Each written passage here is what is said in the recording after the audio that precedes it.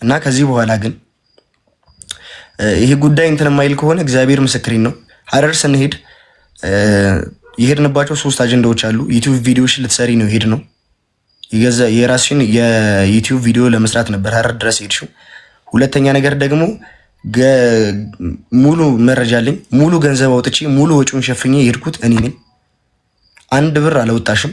ለሱ ማስረጃ ካለሽ መተሽ ማሳየት ትችላለሽ። እኔ ሙሉ ማስረጃ አለኝ።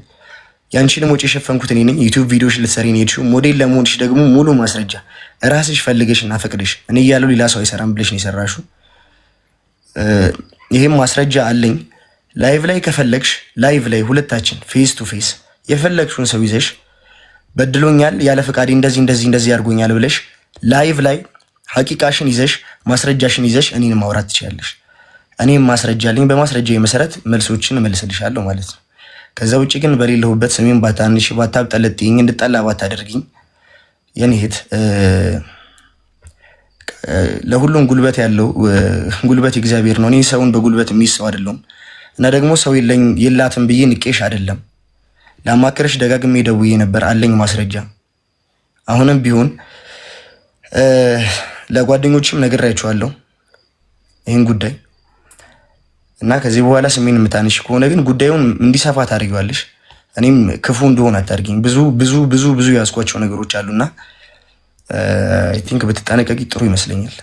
ከዚህ በላይ ክፉ መነጋገር የለብንም። ትንሽም ጊዜ ቢሆን ክፉ ደግ ያሳለፍን ጓደኛ ማቾች ነበርንና ስለሱ ጊዜ ብለሽ ታይ። ከእንቅልፌ ተነስቼ ሁሉ ነገር ስለወራሁባችሁ እናንተ በጣም ይቅርታ። ምክንያቱም ይሄን ጉዳይ ላይቭ ላይ እስከሆነ ድረስ እንትን የሆነ ሰው እንደተበዳይ እያወራ ያለው እኔ እንደበዳይ መገመት ያለብኝ አይመስለኝም ከዚህ በላይና እውነት አለኝ ካልሽ ማስረጃሽን ይዤሽ ላይቭ ላይ በጓደኞችሽ ፊት እናውራ።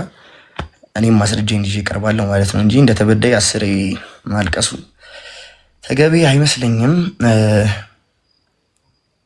እግዚአብሔር ብለሽ ተይኝ ልኖርበት።